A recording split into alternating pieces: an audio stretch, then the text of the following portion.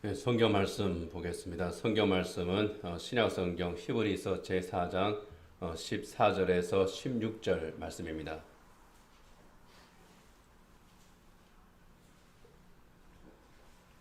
네, 제가 봉독하겠습니다. 하나님께서 주신 말씀입니다. 그러므로 우리에게 큰 대제사장이 계시니 승천하시니 곧 하나님의 아들 예수시라. 우리가 믿는 도리를 굳게 잡을지어다. 우리에게 있는 대제사장은 우리의 연약함을 동정하지 못하실 리가 아니요 모든 일에 우리와 똑같이 시험을 받으신 이로되 죄는 없으시니라. 그러므로 우리는 긍휼하심을 받고 때를 따라 돕는 은혜를 얻기 위하여 은혜의 보좌 앞에 담대히 나아갈 것이니라. 아멘.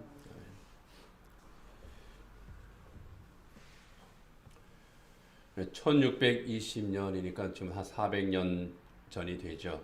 신앙의 자유를 떠나서 영국을 떠난 사람들이 있습니다.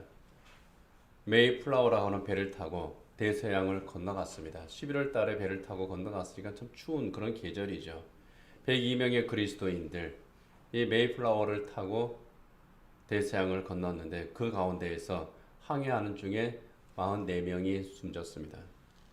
미 대륙에 도착한 사람들 한 44명이 숨졌으니까 몇 명이 살아남았습니까? 58명이죠.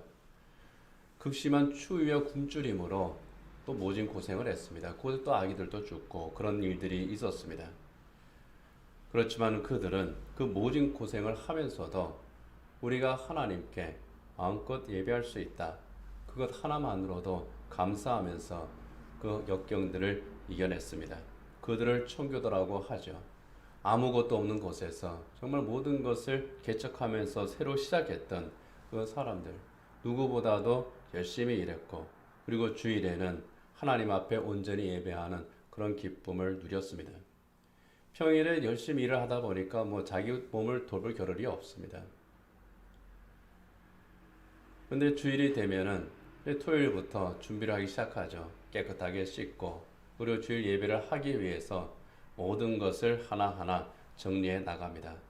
그리고 주일 아침이 되면 자기들이 가지고 있는 그 옷들 가운데에서 가장 좋은 옷, 가장 깨끗한 옷을 입고 교회로 가서 예배를 했습니다. 그렇게 입고 교회 갔던 옷, 그것을 썬데이 베스트라고 합니다. 가진 것이 없으니까 그 옷이 얼마나 좋으면 얼마나 또 좋겠습니까? 요즘처럼 어떤 명품 그런 옷들은 아니었을 겁니다. 그렇지만은 자기들이 가지고 있는 것 가운데에서 내가 하나님 앞에 예배하러 갈 때는 이 옷을 입고 가야 되겠다. 그렇게 준비한 옷이라는 겁니다. 그것은 여러 가지 의미가 있습니다. 스스로를 정결케 하는 의미가 있고요. 또 거룩하신 하나님 앞에 스스로 자기를 구별하는 의미도 있고 하나님 앞에 예를 차리는 그러한 의미도 있습니다. 썬데이 베스트를 구별해서 입었던 그 가장 큰 이유, 내가 영광의 하나님 앞에, 내 은혜의 주님 앞에 내가 나가서 예배하는데 함부로 해서는 안 되겠다고 하는 겁니다. 그리고 그렇게 구별함으로써 세상적인 삶과 또 구별을 하는 겁니다. 적어도 하나님 앞에 나아갈 때만큼은 스스로를 성별을 합니다. 거룩하신 하나님 앞에 내가 찬양과 경배로 영광을 돌리는데 그 자리에 부끄러움이 있어서는 안 되겠다는 겁니다.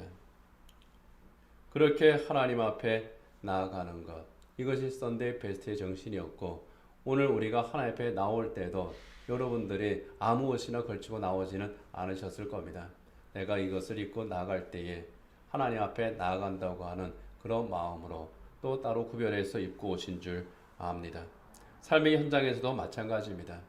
내가 하나님 앞에 서 있는 자리다. 내가 하나님 앞에 나아가는 자리다.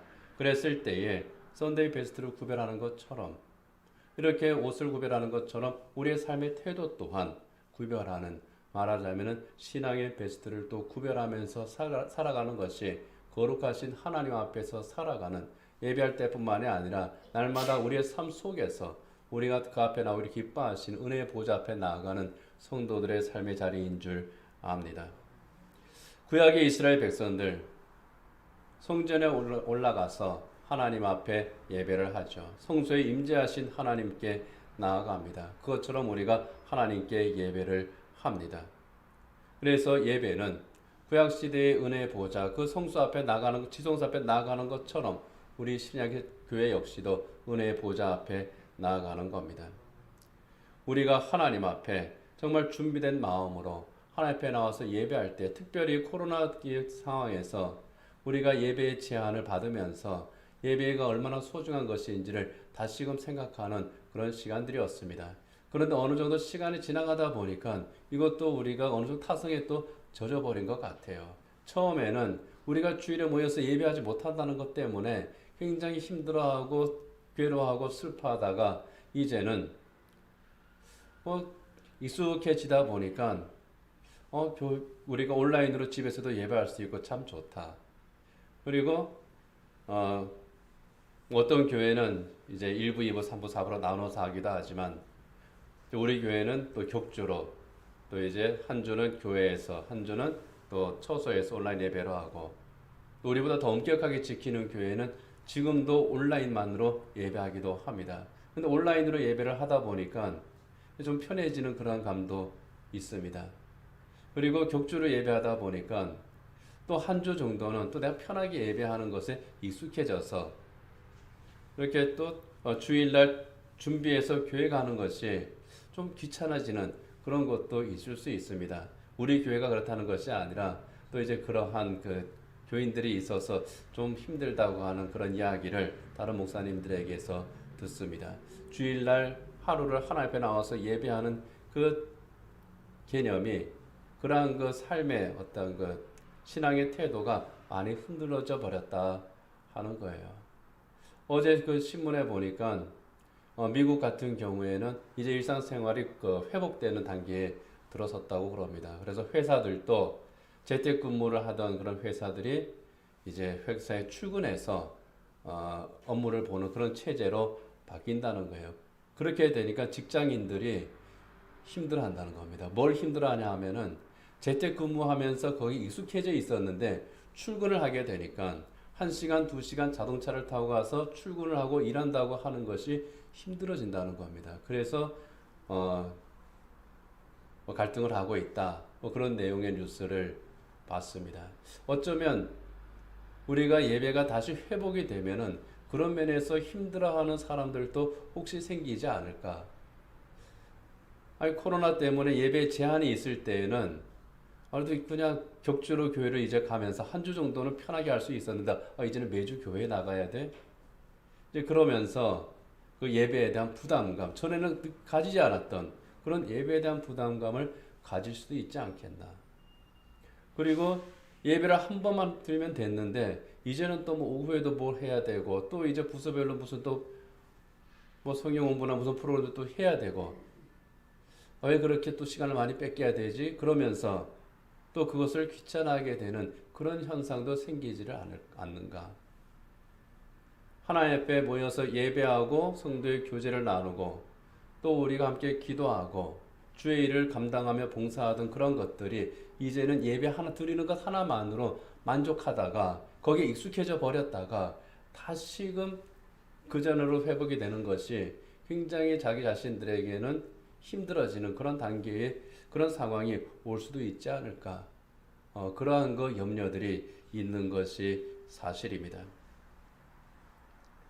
여기에서 우리가 회복해야 될 것이 있는 겁니다. 청교도들이 썬데이 베스트를 입었던 그 이유는 그냥 좋은 옷을 입고자 하는 것이 아니라 어려운 상황 가운데에서 내가 하나님 앞에 최선을 다합니다. 주님 앞에서 내 몸과 마음을 내가 구별합니다. 하나님 앞에 내가 준비된 태도로 하나님 앞에 나아가서 예배를 하고 우리 내가 헌금을 할 때에도 이것이 많은 것이 아니라고 할지라도 정말 내가 기쁨과 감사함으로 준비해서 하나님 앞에 드리고 나를 위해서 모든 것을 주님을 위해 내가 무엇을 드릴 수 있을까? 내가 어떻게 봉사하고 헌신할 수 있을까? 이런 것들이 바로 썬데이 베스트라고 하는 겁니다. 내가 은혜의 보좌 앞에 나아갈 때에 정말 기쁨과 감사함으로 두려움과 떨림으로 내 가장 귀한 것, 나의 소중한 그것을 주님 앞에 드리면서 최선을 다하는 것이 썬데이 베스트고 또 그것이 신앙의 베스트라고 할 수 있겠습니다. 이렇게 청교도들이 썬데이 베스트를 입었고 또 또 우리가 선대 베스트의 정신으로 신앙생활을 해야 되는 그런 이유, 그것을 우리가 살펴보는 것이 오늘 우리가 읽은 하나님의 말씀을 통해서 나누고자 하는 은혜의 내용들입니다. 오늘 본문에서는 예수님께서 큰 대제사장이 되셨다고 말씀을 하고 있습니다. 큰 대제사장이 되신 주님께서 우리를 죄악으로부터 구별하셨고 하나님의 의와 진리의 거룩함으로 지으심을 받은 새 사람이 되게 하심으로 하나님 앞에 우리를 나아갈 수 있게 하셨기 때문입니다. 그래서 우리는 하나님 앞에서 구별함이 있는 그런 예배, 하나님 앞에서 구별함이 있는 그러한 그 신앙생활을 해야 되는 겁니다. 오늘 본문에서 이 히브리서 기자는 초대교회 성도들을 향해서 이런 말을 합니다. 우리는 은혜의 보좌 앞으로 담대히 나아감을 입게 되지 않았느냐. 그리스도인들은 은혜의 보좌 앞으로 담대히 나아감을 입은 그런 사람들이라고 하는 겁니다. 본문의 은혜의 보좌는 성전 지성소에 있는 속죄소를 의미합니다. 출애굽기 25장 21절에 보면은 이런 말씀이 있습니다. 속죄소를 궤 위에 얹고 내가 내게 줄 증거판을 궤 속에 넣어라. 거기서 내가 너와 만나고 속죄소 위 곧 증거궤 위에 있는 두 그룹 사이에서 내가 이스라엘 자손을 위하여 내게 명할 모든 일을 내게 이르리라. 여기에 증거궤라고 하는 것은 언약궤라고 하는 다른 말로 또 언약궤죠. 이 언약궤 위에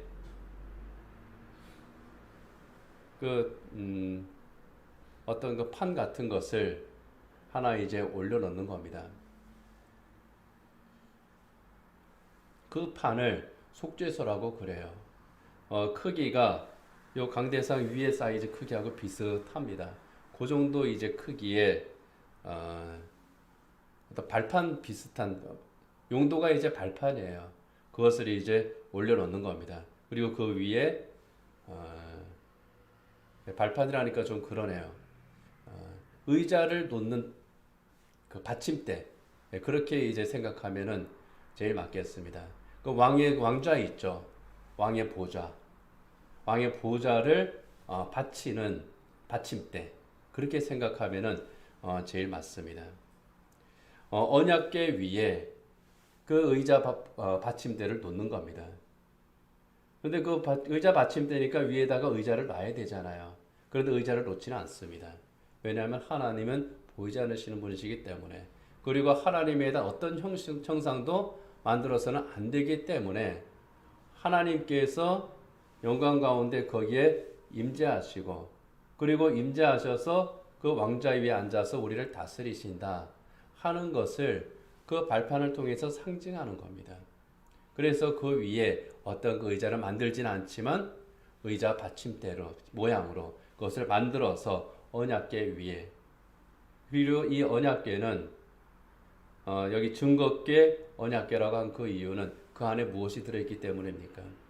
하나님의 언약의 말씀이 기록되어 있는 그 십계명 돌판, 그것이 들어있었기 때문에 그것을 언약궤라고 합니다.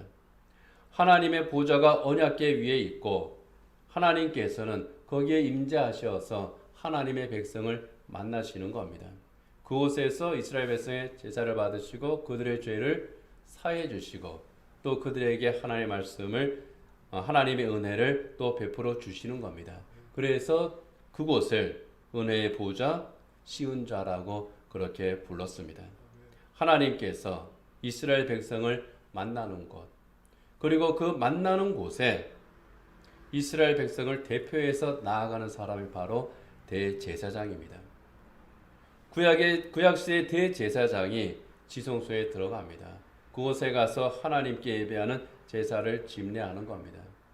이스라엘 백성들은 대제사장을 통해서 하나님께 예배하고 하나님께서는 대제사장을 통해서 은혜를 베풀어 주십니다. 그래서 대제사장이 하는 역할을 중보라고 합니다. 하나님과 이스라엘 백성들 사이에 연결하는, 정말 하나님의 은혜를 만나게 하는 바로 그 역할을 하는 귀한 사역이 대제사장의 사역입니다. 이 대제사장은 오직 레위 지파에서만 나올 수 있었죠. 하나님께서 이 아론의 후손들을 그 직분을 감당하게 하셨기 때문입니다. 하나님께서 지명하신 것은 그만큼 그 직분이 중요하기 때문입니다. 이 제사장의 직분을 맡은 그 가문, 그리고 거기에서 뽑히는 대제사장, 성소를 감독하고 성전의 여러 가지 일들을 주관을 합니다. 그리고 중요한 판결을 내려야 될 그런 일이 있을 때에는 우림과 둠밈으로 또 하나님의 뜻을 구하고 그들에게 전했죠. 그리고 1년에 한 번, 그러니까 평소에도 계속 번제를 하지만은 1년에 한 번 대속죄일이 있습니다. 그것은 모든 이스라엘 민족의 죄를 하나님 앞에 구하고 용서를 받는 그러한 특별한 날입니다. 그때의 대제사장이 지성소로 나가죠. 모든 이스라엘 백성들의 죄를 대속하는 속죄제의 제물을 하나님 앞에 드리고 하나님의 사죄를 선포합니다. 이 귀한 사역을 하는 것이 바로 대제사장의 사역입니다. 이 대제사장의 직무를 예수님께서 감당하셨다는 겁니다. 어디에서 감당하셨습니까? 십자가에서 감당하셨다는 겁니다. 단순한 대제사장이 아니라 큰 대제사장이 되시어서 이스라엘의 대제사장은 1년에 한 번 대속죄일에 이스라엘 민족의 모든 백성들의 죄를 하나님 앞에 고백을 하고 용서를 받지만은 이 큰 대제사장이 되신 예수님께서는 단번 제사로 십자가의 제물이 되시어서 우리 모두의 죄를 영원히 속죄를 하셨다는 겁니다. 그리고 동시에 하나님과 화목하게 하는 화목제의 제물이 되셨습니다. 속죄와 화해. 그 십자가의 제사를 우리 예수님께서 친히 제물이 되셨고 또 그것을 주관하는 대제사장이 되셔서 그것을 집행을 하셨다는 겁니다. 예수님의 그 사역으로 말미암아 그 속죄제와 화목제의 십자가를 통해서 우리의 모든 죄가 용서함을 받고 하나님과의 관계가 회복된 겁니다. 그것을 성경에서는 이렇게 말씀을 합니다. 요한일서 4장 10절에 보면은 사랑은 여기에 있으니 우리가 하나님을 사랑한 것이 아니요 하나님이 우리를 사랑하사 우리 죄를 속하기 위하여 화목제물로 그 아들을 보내셨음이라. 우리를 사랑하심으로 속죄제와 화목제의 제물이 되게 하셨다는 겁니다. 로마서 3장 25절에서는 분명하게 또 못을 박습니다.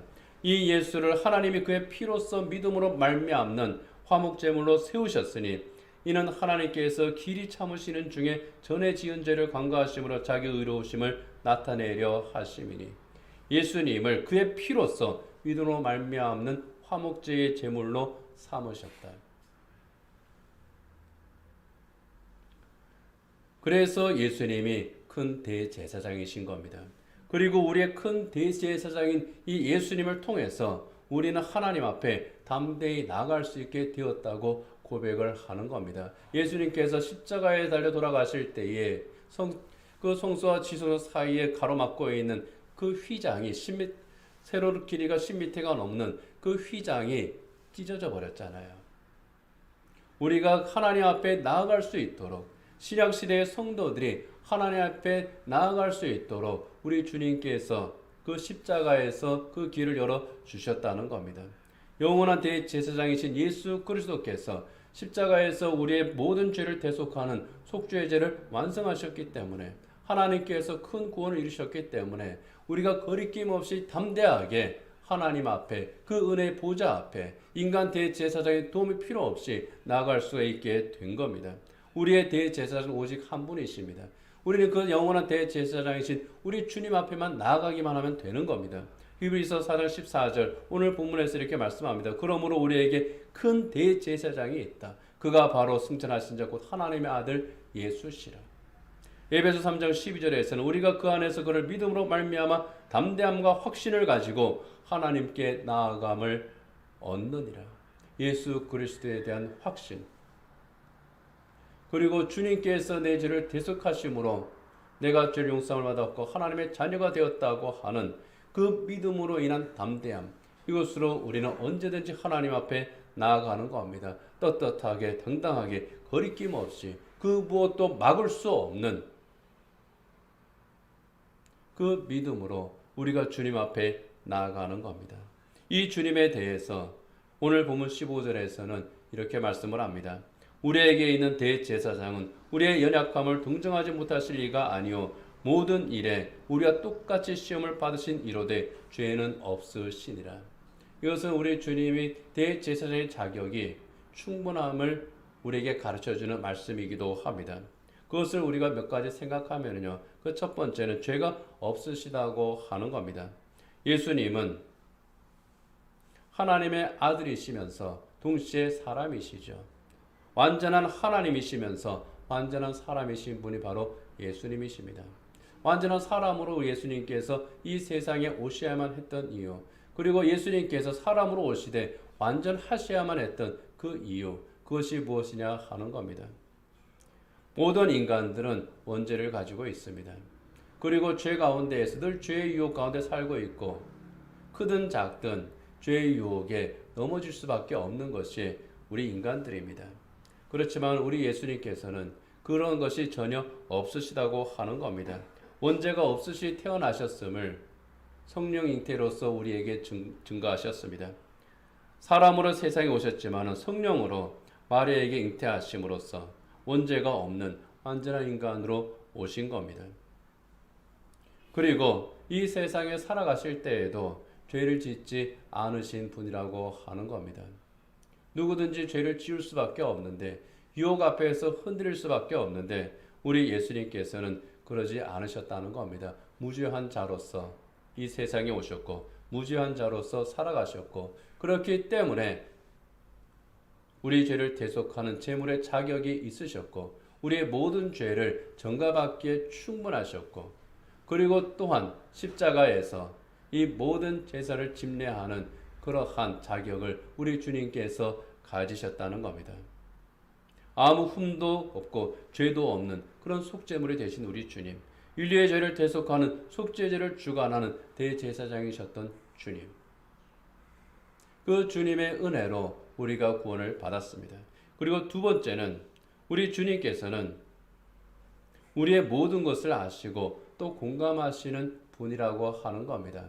그냥 일만 하시는 분이 아니라 기계적으로 우리의 구원 사역을 이루신 분이 아니라 그저 너의 모든 죄를 용서하기 위한 십자가 내가 질게, 그러면서 죄인인 우리에 대해서 전혀 공감은 없는 그런 분이 아니시라 우리의 모든 것을 아시고 또 우리를 긍휼히 여기시고 또 우리의 모든 것에 대해서 공감하시는 그런 분이시라는 겁니다. 예수님께서 인간의 희로애락을 아신다고 하는 것은 곧 우리의 희로애락을 아신다고 하는 그런 뜻입니다. 예수님께서 인간의 근심과 걱정, 고통을 아신다고 하는 것은 우리의 근심과 걱정, 고통을 우리 주님께서 아신다는 겁니다. 내가 기뻐하고 내가 슬퍼하고 염려하고 아파하고 괴로워할 때에 그 자리에 함께 계시고 그것을 공감해 주시는 분이 우리 주님이시라는 겁니다.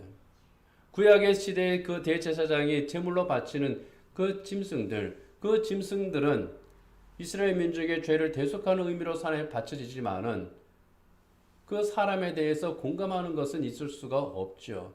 단순히 희생하는 제물일 뿐입니다. 그러나 예수님은 우리를 위해서 희생하셨을 뿐만 아니라 우리를 공감하시는 분, 우리를 품으시는 분이시라고 하는 겁니다. 아픈 자가 있으면, 정말 우리 예수님의 공생의 사역을 볼 때에 아픈 자가 있으면 함께 아파하셨습니다. 외로운 자가 있으면 주님께서는 그를 찾아가셨습니다. 그와 함께 식사를 하셨습니다. 로마서 12장 15절의 말씀처럼 즐거워하는 자들이 있으면 함께 즐거워하고 우는 자들이 있으면 함께 울어주시는 분이 바로 우리 주님이시라는 겁니다. 그래서 우리 주님의 십자가가 특별합니다. 우리 주님의 십자가, 우리 죄를 용서하시고 십자가에서 내 모든 죄를 용서하시고 우리를 구원하셨구나, 끝. 그게 아니라 그 죄인의 심정을 우리 주님께서 정말 깊이 아시고 우리를 붙들고 계신다고 하는 겁니다.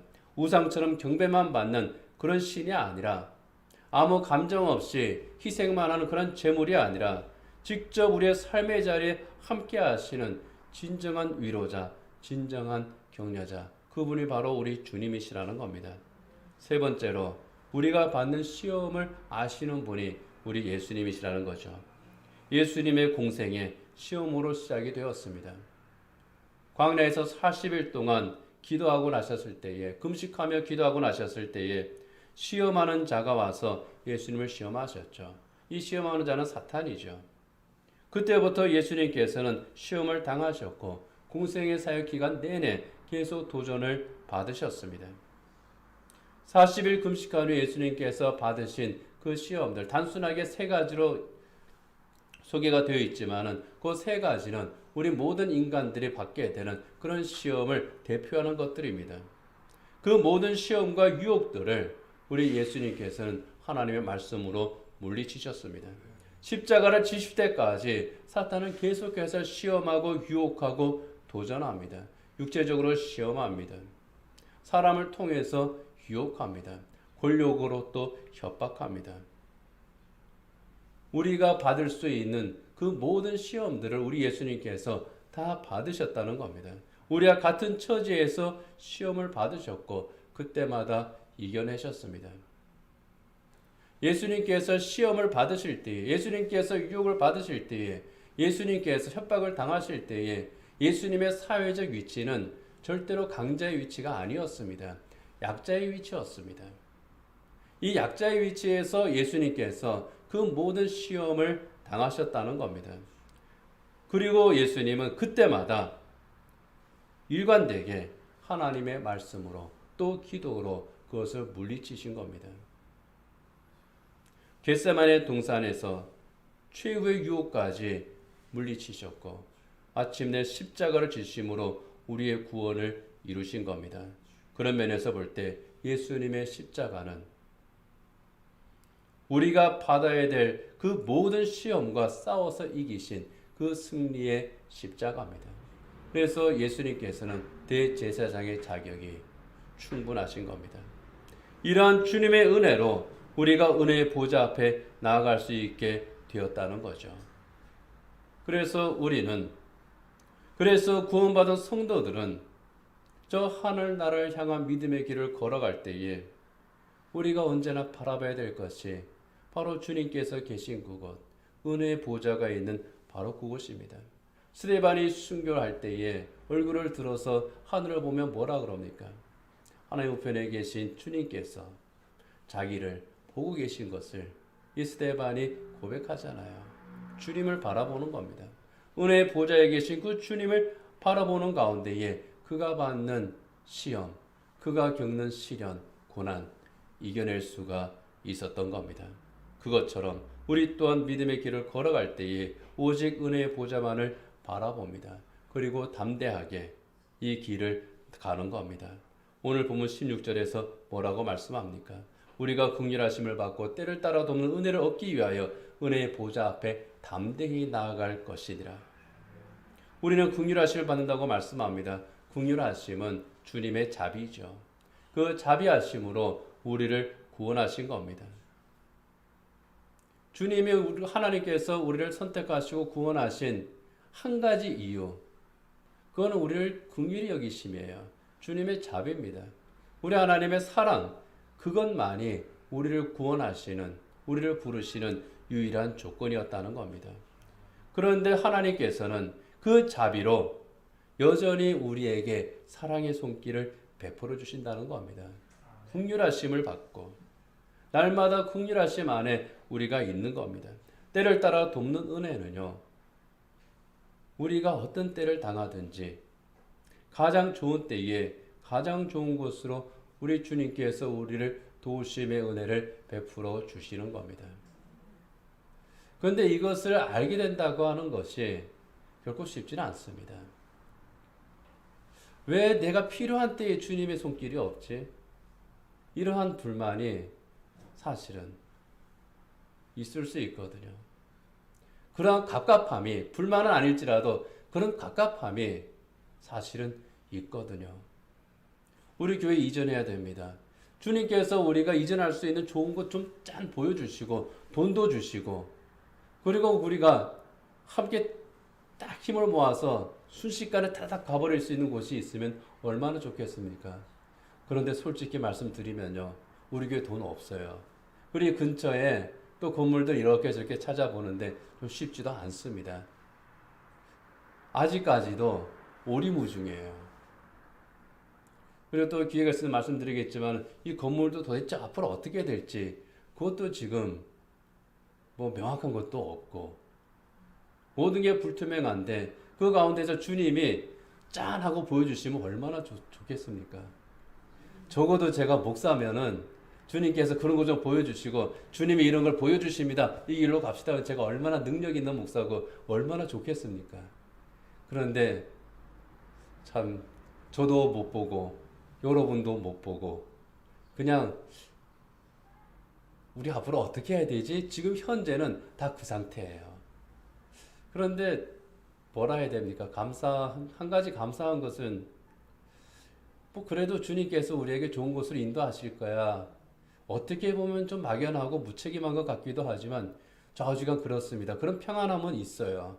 아마 우리 교회 성도들이 계속 주님 앞에 기도하고 있기 때문일 겁니다. 안 보입니다. 그런데 괜찮아요. 뭐 주님께서 여기보다 더 좋은 곳으로 또 이제 인도하실 수도 있고, 뭐 현실적으로 보면은 건물의 이제 공간 사이즈는 여기보다 더 적어질 수도 있고 변수는 굉장히 많습니다. 그런데 어쨌든 제 개인적으로는 제가 원래 뭐 긍정적인 악천적인 성격도 이제 아닌데 평안합니다. 또 우리 장로님들이 또 힘을 쓰고 있고 또 우리 성도님들이 계속 기도하고 있기 때문일 거예요. 근데 여러분 이런 게 있습니다. 때를 따라 돕는 은혜를 깨닫는 것, 이게 참 뭐 쉬울 수도 있고 아닐 수도 있고 이제 그런 건데요. 제 개인적으로 이제 보면은 뭐 며칠 전에 윤여정 씨가 아카데미상 받았잖아요. 그걸 받고 나서 인터뷰하면서 이런 말을 했습니다. 젊을 때는 자기가 몰랐는데 나이가 60 넘고 70 넘고 이 나이가 되고 보니 감사가 무엇인지 알게 되는 나이가 되더라. 그분이 뭐 20살 때는 감사를 몰랐겠습니까? 10살 때는 몰랐겠어요? 장난감 주면은 감사했겠죠. 맛있는 거 사주면 감사했겠죠. 좋은 배역을 맡으면 감사했겠죠. 상을 받으면 또 감사했겠죠. 그런데 살고 보니 진짜 감사가 무엇인지 알게 되더라. 같은 거예요. 전에는 때를 따라 돕는 은혜가 무엇인지 알기는 알겠는데 몰라요. 그런데 때를 따라 돕는 은혜가 이런 거구나. 이 히브리서를 쓴 분이 사도 바울일 수도 있고 또 다른 분일 수도 있는데 그분이 그거를 깨달은 겁니다. 때를 따라 돕는 은혜라고 하는 것, 그것은 내 때가 아니라 하나님의 때인데 그 하나님의 때를 알게 되더라. 깨닫게 되더라. 그 비슷한 감정이 윤여정 씨가 이제 내가 감사를 아는 나이가 되었습니다 하는 거예요. 그겁니다. 하나님의 때에 가장 좋은 곳으로 하나님께서는 우리를 도우시더라. 그래서 신앙생활을 오래 하신 그 신앙 연륜이 쌓이신 분들이 하시는 말씀이 그거죠. 살아봤더니 지금까지 지내온 모든 것이 하나님의 은혜더라. 그때는 괴로웠는데, 그때는 힘들었는데, 지금도 여전히 고통 가운데 있는데 돌아보니 모든 것이 하나님의 은혜더라. 이게 바로 때를 따라 돕는 하나님의 은혜입니다. 그렇기 때문에 이 세상이 아무리 시험해도 넘어지지를 않습니다. 아무리 욕을 해도 흔들리지가 않는 거예요. 이러한 은혜의 보좌 앞에 우리가 나아간다는 겁니다. 그러니 이 은혜의 보좌 앞에 나아갈 때에 우리가 담대할 수밖에 없는 겁니다. 그리고 이 은혜의 보좌 앞으로 나아갈 때에 우리의 믿는 도리를 굳게 잡고 나아가는 겁니다. 그래서 오늘 본문 14절 그 뒤쪽에 보면은 우리가 믿는 도리를 굳게 잡을지어다 이렇게 말씀을 하고 있습니다. 우리가 믿는 도리, 이거는 신앙 고백을 말합니다. 대제사장으로서 은혜 보좌 앞에 나아가게 하신 우리 주님에 대한 신앙 고백이에요. 부활하신 예수를 만난 도마가 고백합니다. 나의 주, 나의 하나님이십니다. 그 고백처럼 십자가 은혜로 나를 구원하신 나의 구주, 나의 하나님, 그 예수님에 대한 신앙 고백, 이것을 굳게 붙잡고 나아가자는 겁니다.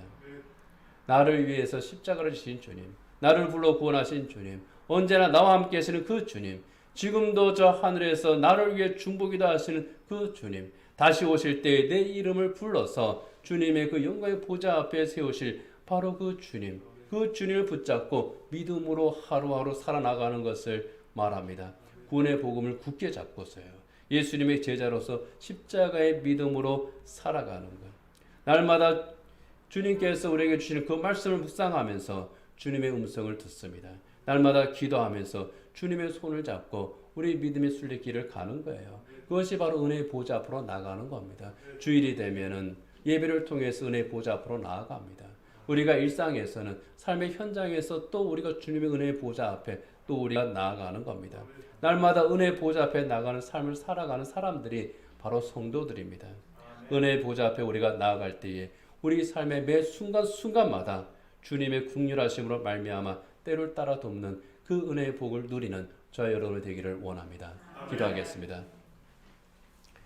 하나님 아버지, 영원한 때의 제사장이신 우리 주님의 그 십자가 은혜로 우리가 담대히 은혜의 보좌 앞으로 나아갈 수 있게 되었습니다. 우리 주님의 은혜의 보좌 앞에 우리가 날마다 나아가는 그런 삶을 살아갈 때에 저 하늘 나라를 향한 우리 믿음의 이 순례길에 때를 따라 돕는 우리 주님의 은혜가 늘 충만히 임할 줄 믿습니다. 하나님께서 죄인인 우리를 죄악 가운데서 멸망하지 않고 하나님의 의와 진리의 거룩하심으로 지으심을 받은 새 사람으로 하나님의 권속으로 살아가게 하셨으니 우리가 서 있는 이곳이 하나님 앞에 서 있는 자리가 되게 하시고 우리가 바라보는 곳이 은혜의 보좌가 되게 하시고 그 은혜의 보좌에서 그 능력의 손으로 우리를 붙잡아 주시고 날마다 도우시는 귀한 은총을 언제나 저희들이 누림으로 말미암아 어떠한 처지에서든지 어떠한 환경에서든지 어떠한 고난 가운데에서든지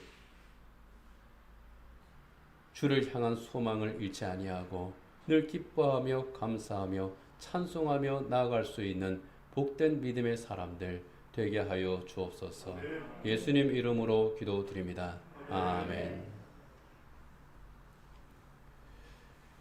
네, 찬송가 함께 하겠습니다. 찬송가 491장 1절 찬송하시면서 준비하신 헌금 하나님께 드리겠습니다.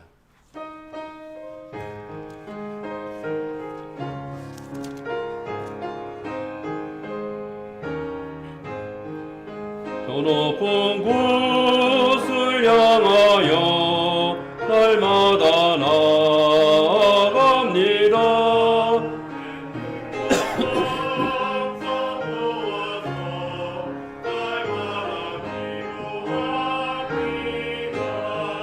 내 주여 내 몸 붙드사 그곳에 있게 하소서.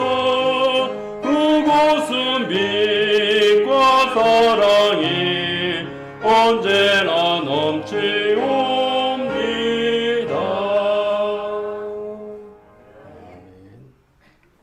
네, 기도하겠습니다. 하나님 아버지, 주님께서 우리에게 베푸신 은혜로 말미암아 지난 한 주간도 복되게 살 수 있었음을 감사드립니다. 우리의 삶에 우리 주님들마다 도우심으로 우리 하나님께서 허락하신 것들 저희들이 기쁨과 감사함으로 구별하여 드렸습니다. 11조와 감사의 예물과 성교와 차가운 제헌금들 오직 주님을 위하여 하나님 나라의 사역을 위하여 하나님의 사랑이 전해지는 그 복된 일들을 위하여 교회에 해야 될 일들을 위하여 헌신함으로 사랑함으로 감사함으로 드린 손길들입니다.